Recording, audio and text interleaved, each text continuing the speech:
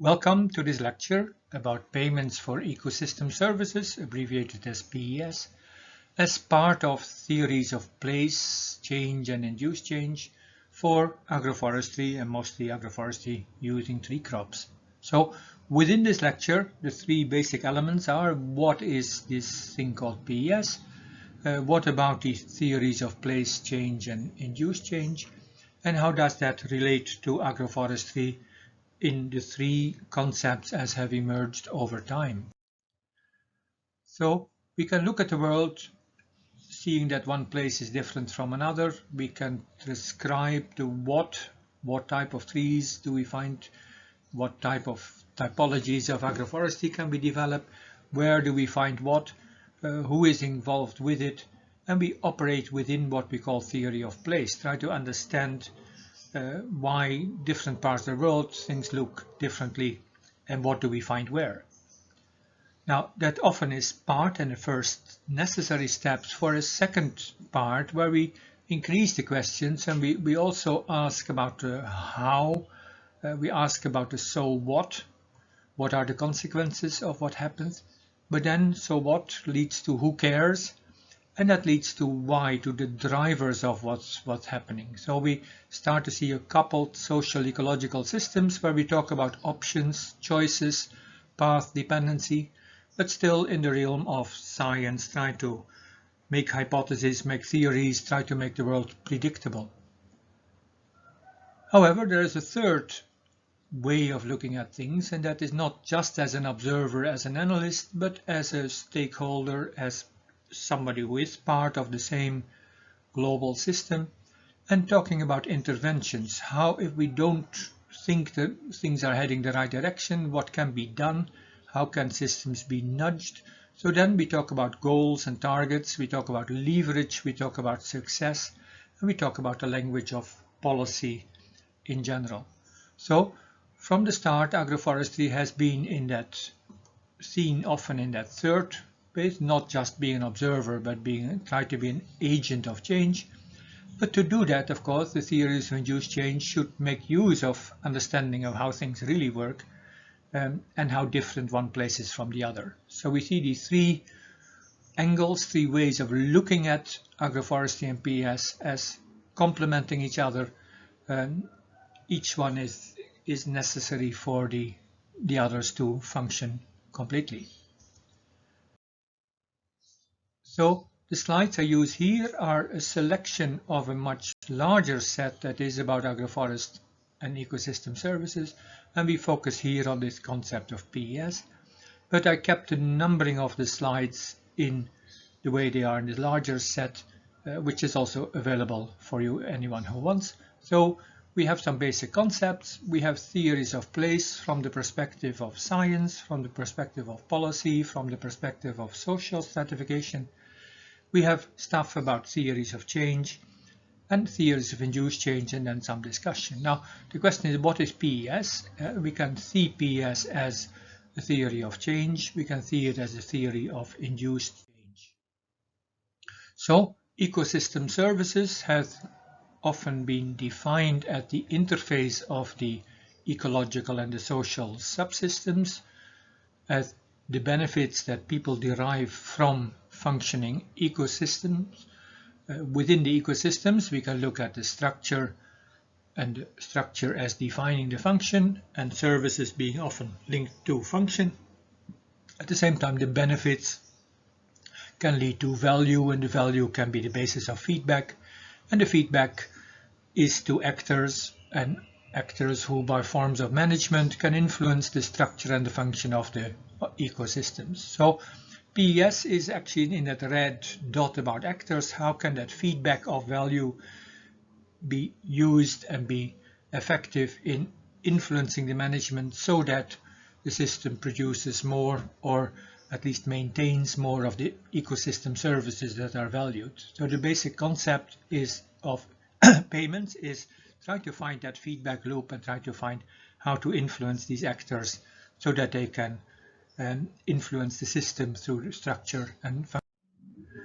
Payment for ecosystem services, PES, has often follow the definition that was proposed by Sven Wunder and revised in 2015, saying, well, you need at least two actors, one we can label buyers and one sellers, and they involve voluntarily in realistic and conditional transactions that enhance ecosystem services. Well, that brings a debate about what is voluntary, what is realistic, what is conditional. Is it two actors or do we have intermediaries? Are they private? Are they public? Many things, but the basic concept was framed here. Now, in the past 20 years, in applying this idea in practice in many landscapes, and I've myself been involved in examples in Asia and some in Africa that we've written up in the book in many forms, we realized that there are problems with not with the definition as a target, but in reality property rights are often not clear, and it is not easy for many of the ecosystem services to actually measure them, to monitor them, to report and verify. And we've seen that within the umbrella of PES, we see the commodification as the one strictest following Sven's definition, with market-based trade in parcels of ecosystem services like carbon credits, or certification of ecosystem services linked to existing commodity trade. But two other concepts are the compensation, less voluntary, but we make a rule that people are no longer allowed to do this, and we compensate them for their loss of rights.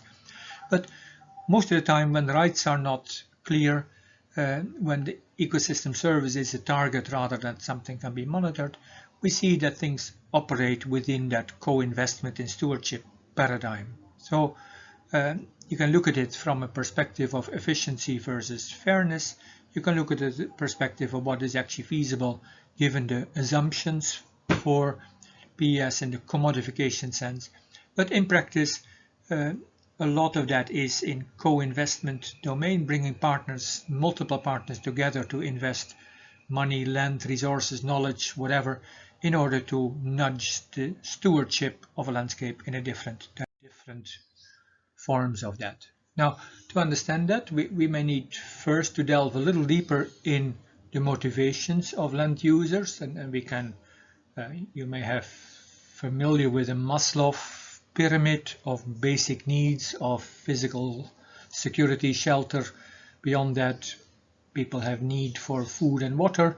They need health. So basic needs are in that domain. They want income to have options, but they also care about social relations. They have the desire to be entrepreneurial, and they have an identity, a self-realization. So if we look at what people get out of land use, it is not only food, it is also all the other aspects of.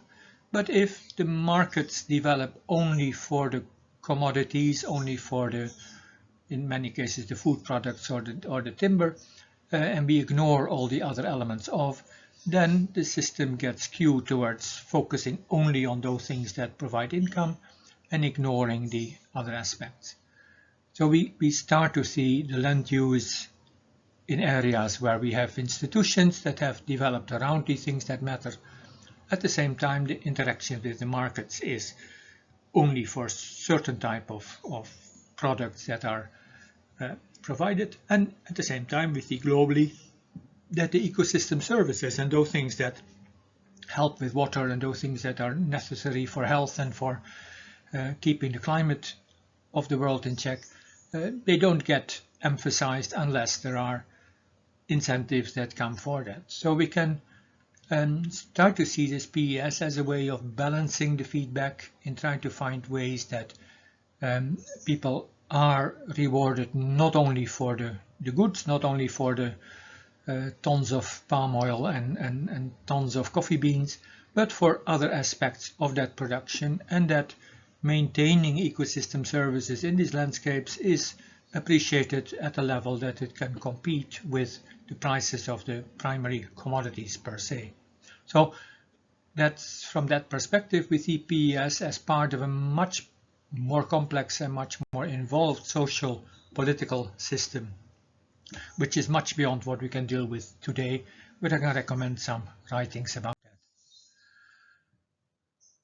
to that, we have agroforestry, and you may have already heard and seen that we can look at agroforestry at the plot level. We can look at the combination of trees, crops, or livestock that grow together in a limited piece of land with all problems about competition and complementarity and others, what we call the agroforestry 1 concept.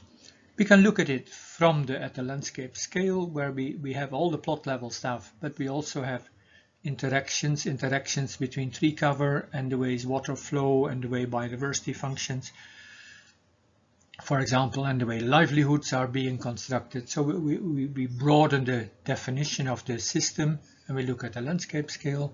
And the third concept of agroforestry looks at the policy level, looks at the harmonization of rules for forest on one hand, agriculture on the other side, and tries to develop something that works in the continuum and that would relate to development goals. Now we have the 17 sustainable development goals have been globally agreed, and at least there is some commonality in the language of the targets that we have within that, and we can try and see to what extent does agroforestry contribute to all these different goals and services that are needed. So it is not only about food production, it is also about health, it is also about water, about energy, about fair balanced consumption production. It is about SDG, about the climate, about the life in water, the life on land, but it is also about 16, about the rights, about the governance structures. So most of what we see here in the ecosystem services starts from that landscape scale, and within we can look at the landscape purely from a biophysical scientist as interaction between geology, landforms, climate, abiotic factors with vegetation, flora, fauna, and interacting with water cycles. But in a social side, it is about people, it is about institutions that people have shaped and formed and that control them. It is about land use systems, not just a single plot, but how it relates or in space and time to others. And it is about these functions and services. So our ecosystem service discourse is mostly in that second part, but of course we need the biophysical basis for it at first. But that means we deal with different knowledge systems. We have the scientific based knowledge, we have the local knowledge systems, and we have the understanding on which policies are constructed and revised. And it is at this interface between these three knowledge systems that a lot of the current problems in the world can be understood, at the same time that a lot of the interventions are positioned within these different knowledge systems. Now, you may have seen something like this before. On one hand, we can view the world as a dichotomy of agriculture versus forestry, and most of the global statistics are still constructed in it's either agriculture or forestry. It can't be both, and there's nothing in between. Many cases, the laws and the legal systems and even the training of agronomists versus foresters is based on that segregation. In the reality of the landscapes, we see a lot of stuff that maybe 40% of the total agricultural land has plenty of trees. A lot of the land actually is more integrated between trees and elements of agriculture. At the same time, there's a lot of agricultural land use within the forest. So we have this general challenge that the policy domain does not recognize agroforestry or does not recognize anything in between agriculture and forestry, and a lot of the real world is. We see that in the debate. Are you talking about deforestation, about the form, or are we talking about the loss of forest functions? Yeah? And if agroforestry can still provide forest functions without being formally a forest, this debate about deforestation versus loss of forest functions is an important one. Now we see deforestation-free claims going around. We don't see yet any claims against loss of forest functions. That brings us to the scale question of agroforestry. If we say agroforestry is about elements of forest plus elements of agriculture. You can, on the left-hand side, think of a very fine-grained mosaic where you have bits of forest and half-open systems and open field agriculture and urban domains in a fine-grained mosaic. Or we can go on the right-hand side of the diagram and see, okay, there's one big block is urban, and that's where the people live. Then there's a big block where we have open field agriculture. And then there's a part for the forest, and there's a part for maybe for these half-open systems. So yes, we need all of them, but we may be better off by saying in the Dutch system the new polders are for the open field agriculture, and the cities are for the people, and we don't want to mix the cities and the rural landscape, etc. And the forest is to be segregated on the Veluwe or elsewhere. Now, when we talk about the functions, then of course we see that a lot of these functions are in between, and we can see that the ecosystem services of agroforestry are what agroforestry or the half-open systems contribute directly to people, but also what they contribute to the open field agriculture. And part of that service is itself derived from natural forest that is still in that same landscape. Yeah, so ecosystem services of agroforestry alone cannot be understood without the place of this agroforestry in the wider landscape. How is it related to the natural forest and its analogs, and how is it related to the open field agriculture, and where are the people and all the directly urban and peri-urban activities. Another important element when we describe these different systems is that we typically think about tree crops in the same way as we think about annual crops, only they last a bit longer. So you plant them, then they grow, they are productive, and in the end you cut them back and you clear the land and you start all over again. So we have a rotational system. Now that is something that does exist with coffee and cacao and rubber, for example. But there is also an alternative form in which if we start from the forest, we don't have to start by fully clearing it. We make some gaps within that and we start planting cocoa or coffee under the forest, and it can grow unproductive, and we gradually manage that. Or even systems where we started uniformly, we may find that you can manage the trees individually, and with gaps we can interplant. We have an Indonesian term for that, sisipan.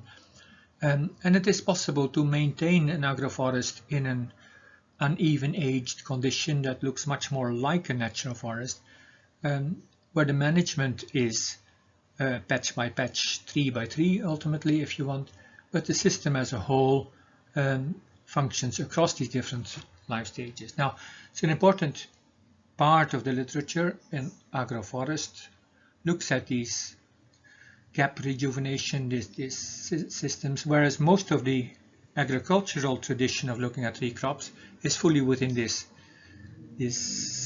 cyclical systems. Now, the consequences for ecosystem services clearly make a big difference, whether it is that monoculture that is aging over its cycle, and the landscape we have a mosaic of patches of different age, or whether we say within, at that smaller scale, we have the rejuvenation happening within each forest between patches, etc. Yeah? Now, from the literature where people have started measuring different types of species abundance, species richness of trees, flowering plants, of ants and butterflies and birds and lizards and frogs and anything, the overarching conclusion is that actually if we relate yield to biodiversity, it is well, most of the regression lines are not distinguishable from flat lines, so there is no benefit in well, there's no yield benefit in removing all the other elements of the patch so far within the range in which most farmers operate.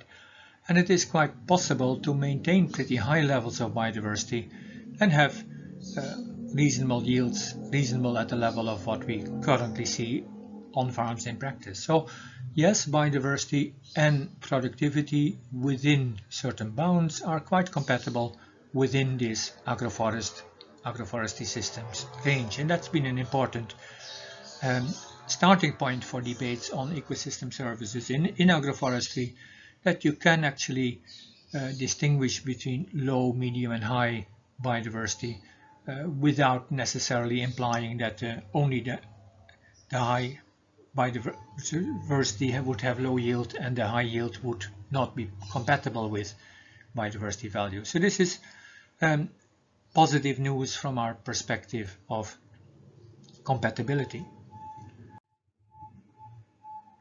Other work has shown that for coffee or cocoa there is some intermediate level of shade which may even be optimal in terms of quality of the product that you get. So it's quite possible to have other trees combined with coffee, cocoa in these systems, and the same is true for rubber. But when shade levels get above 50%, then we often start to see declines in yields. Yeah, so there is a range of compatibility, and there's a range where competition would start to prevail if we talk about how productivity can be combined with biodiversity. Now, when we look at biodiversity versus carbon stocks, we see that they are, of course, in the extremes, they are related. That when you clear the forest, we have zero carbon stock above ground, and we have hardly any biodiversity, only the soil is left, whereas the nature forest was high on both. But we see that there is the degradation curve tends to be like the red line, so you start logging, you start to remove a lot of carbon stock before you have much impact on biodiversity. At the same time, when you plant trees, fast-growing trees, you can recover a good deal of carbon stock before biodiversity comes back. Now, interestingly, with all the data that we have so far, we see that agroforest and the agroforestry options actually operate closer to this proportionality than these other systems. So within agroforestry, by and large, higher biomass translates to higher biodiversity as well as to higher carbon stocks. So then when we look at the climate change debate, of course, climate change, we have, in terms of policy, made a big distinction between mitigation, reducing emissions of greenhouse gases, which is mostly to do with the carbon and the nitrogen cycle, and adaptation, which is dealing with the consequences of climate change, which is often primarily the water cycle and the temperature part. So ecosystem services within that forest, agroforestry, open field agriculture part. In terms of carbon storage, it's clear that forest is much higher than open field agriculture, but agroforestry can operate fairly well in between. In terms of the adaptation, when the needs are high in the open field agriculture, the partial shade, the partly buffering of climate that we see in agroforestry can be a very useful element of the climate change adaptation. So mitigation can talk about forest or agriculture. Adaptation almost always will need some of the agroforestry, the positive aspects of trees. And together in agroforestry, we see that it doesn't make too much sense to discuss mitigation and adaptation separately, because the water cycle is closely linked to the carbon cycle and the nitrogen cycle, and the basic understanding of these interactions within the system are relevant for all different types of policy questions. Now, talking about water, it is relevant that at the paradigm level, there is this perception that everything about forest is good for all aspects of water. We call it the paradise lost paradigm. All problems are caused by deforestation, and tree planting is the universal solution. Well, 20 years ago or a bit more, starting with the eucalyptus debate, we start to realize that trees use often more water than other vegetation, and because of that they may actually dry up the streams, whereas people would plant trees expect to increase the flow of the river. That isn't happening in many cases. So that's what we call the blue versus green water trade-off. Well, the third paradigm that currently is gaining in traction is a bit in between, but it starts by saying, well, trees may use more water than other vegetation, but that water isn't lost from the planet, and that water may come back as rainfall somewhere else. So we need to look at the full hydrological cycle and not only at the patch. It's not only about producing either the river or biomass. It is about maintaining that hydrological cycle in terrestrial systems over land, and the ecosystem services that we see as downstream are complemented by ecosystem services that we see downwind. We need to know over continents what is the marine effect on the coastal zones and what is the inland, and who provides services to whom is more complex than people realized before in many cases. Yeah, so we see that interaction between the vegetative surface and the climate. There is about precipitation, the P, there is evapotranspiration, the E, but some of that E becomes back to P, so we start to get a cycle, and the effect of stomata links the water cycle to the carbon cycle. But it's not about forest, non-forest, it is about the leaf area index and its phenology, seasonality. It is about what happens on the soil surface with litter. It is about rooting depth and access to deeper water in dry seasons. It is about the effects of the vegetation on the soil, and it is about effects that vegetation may have on rainfall. And agroforestry often is intermediate in these properties to closed canopy forest versus open field agriculture. So the ecosystem services of agroforestry are in between. In some cases, however, people have argued that they actually are better in terms of the groundwater recharge. A full forest canopy in the Sahel would take too much water. Without trees, the soil is collapsing and everything is run off.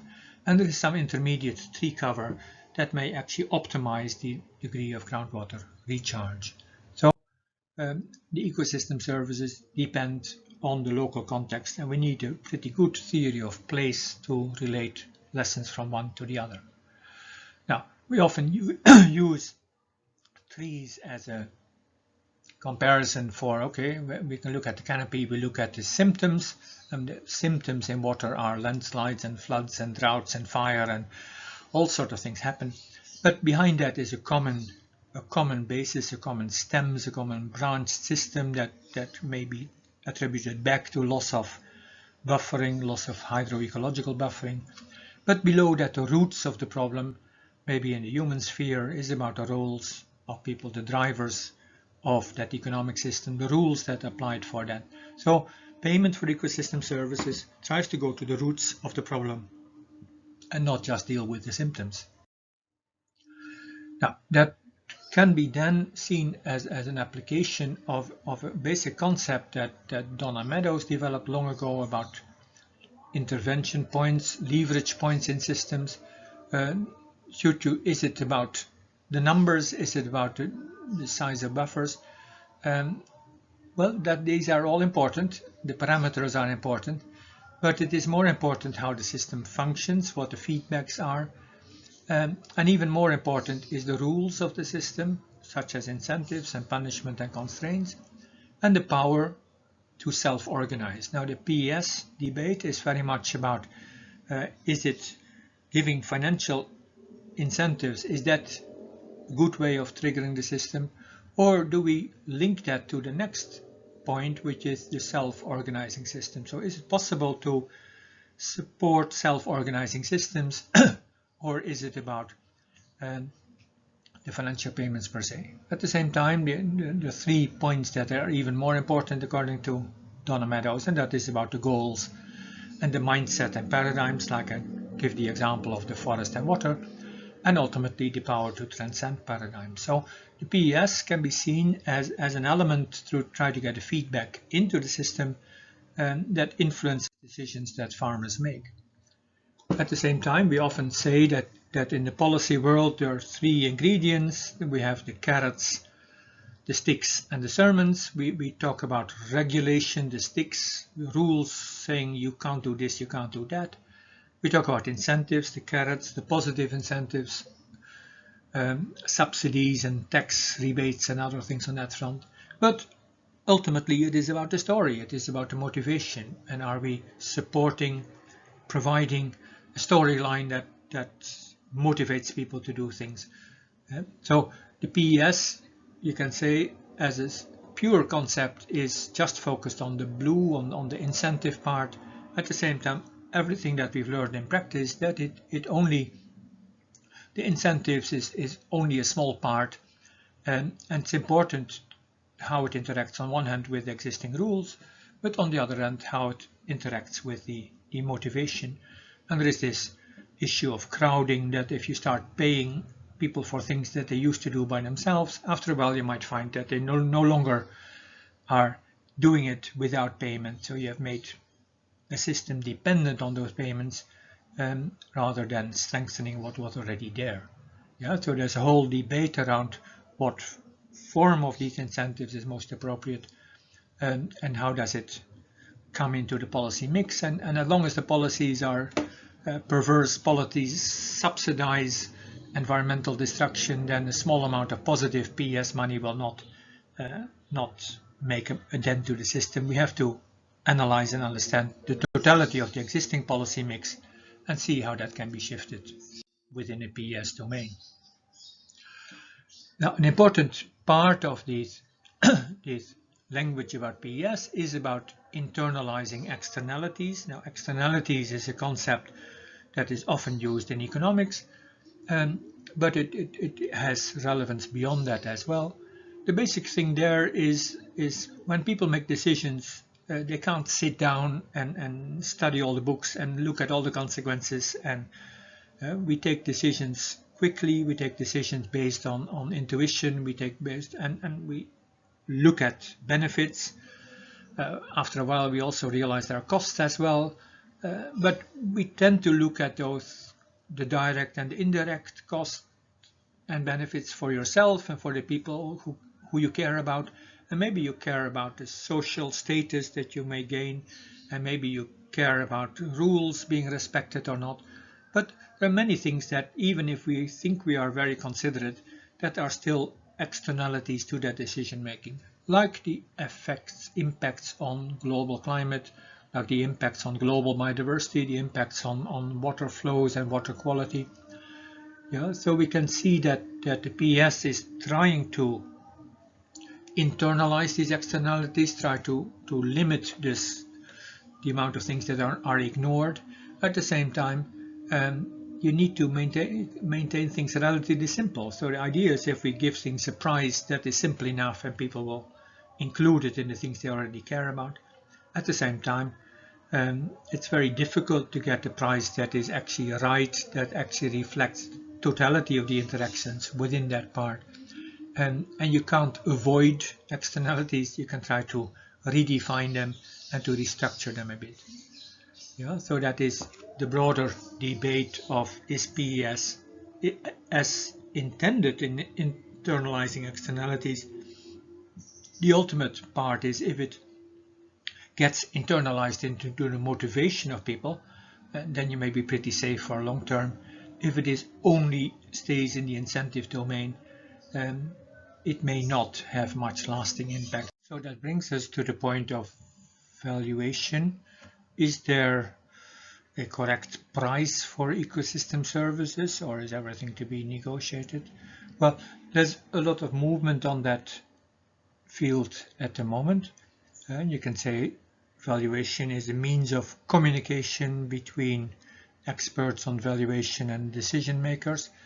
But the problem is that values are of many different types and of many different whatever. And in the communication to decision makers, things have to be simplified a great deal. Otherwise, it is too confusing.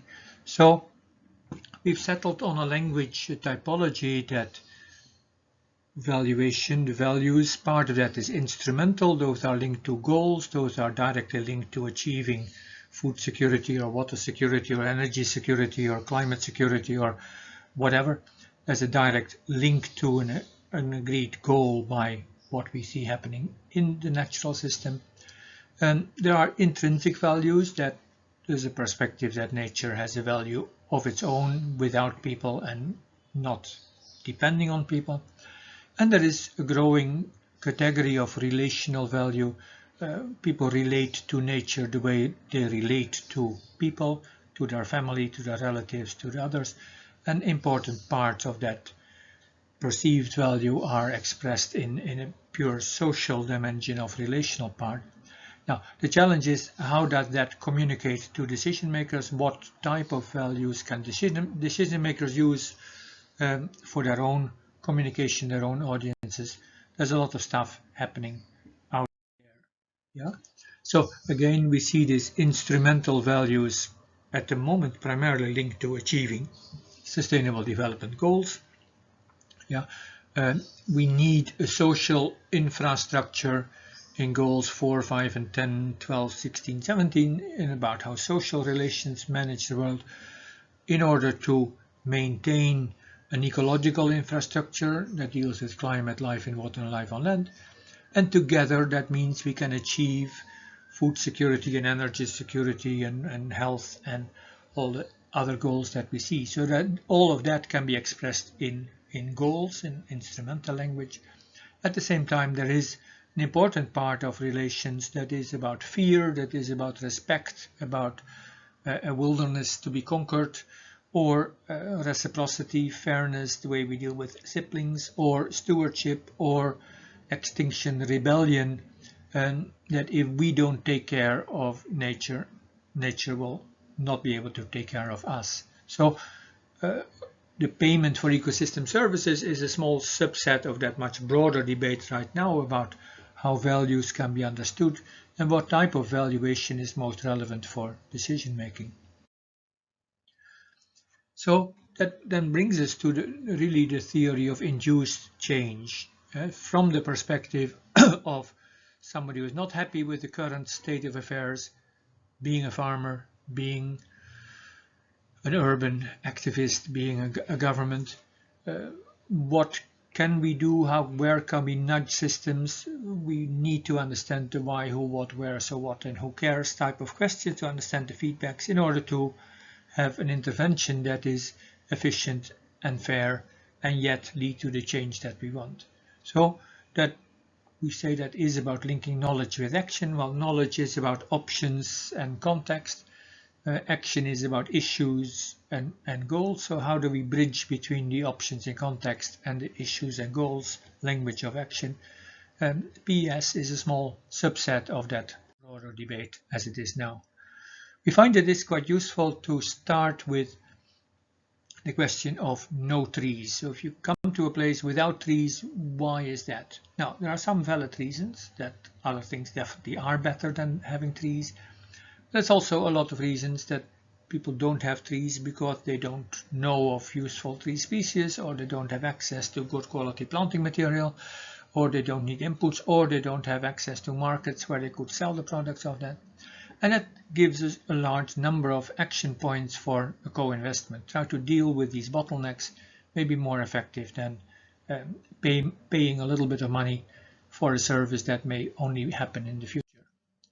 Yeah, so that links us back to the value chain concept, where most normally I've explained on the example of coffee. Coffee as a berry, coffee as a bean, coffee as a ground thing in a bag with a label. Coffee served in a restaurant or coffee served in a very special place. The price goes up a lot, the volume goes down. Well, where is the best chance of adding, respecting the value of ecosystem services? And if we add that at the top end, how would it translate back to the farm gate and to the lower level? There's a whole set of issues around that can be approached by understanding certification. Now, in the restoration domain, again, and as in many of these others, we see a bottom-up perspective about farmers based on local knowledge and based on agronomy and genotype by environment by management interactions. The motivation to stay and have the next generation stay on farm, the rights, the tenure, the income streams, and ecosystem services all come together in decisions made on the land at the plot level ultimately, and that leads to adds up to effects at the global scale. At the same time, we see top-down, a government having all sorts of goals and programs, and some money to deal with climate change, and some money to deal with adaptation, and some money to deal with energy, and some. So how do we get synergy between all the different policy aspects that come from the top, and how can we restore and try to support systems on the ground that actually deliver the goods as well as the services in the long term in a way that is socially fair as well as economically efficient. At the moment there's a debate about a half Earth policy, half the world should be for nature and all the other plants and animals, and our species can take half the Earth. Well, that's quite pretentious. But there's a version of that that would expect protected areas and some indigenous managed areas to take care of the biodiversity, and the agriculture and urban domains to be focused on other human needs. But we can juxtapose that with the perspective, a much more finer grained mosaic, where all these functions come together and are jointly served in landscapes that have these multiple functions, with agroforestry as an intermediate between the closed canopy forest and the open field agriculture, but also intermediate often in space and in conveying these ecosystem services and bringing them to the people where they are and where they need them. Theories of place, we can look at a pixelized world, we can see how that changes, and we can look at the Escher diagram of change in place. But ultimately the tokay, the lizard in our home in Bogor, jumped out of it and wants to have real action in the real world. Well, I hope that with some of the ideas here, you all can be a little more effective in action, in theories of induced change that are effective, that are efficient, that are fair, that are based on knowledge, adding to it. At the same time, don't wait until we know everything. Start doing, and start doing responsibly. Good luck. Some literature, you may find some of the ideas I have out here. Thank you.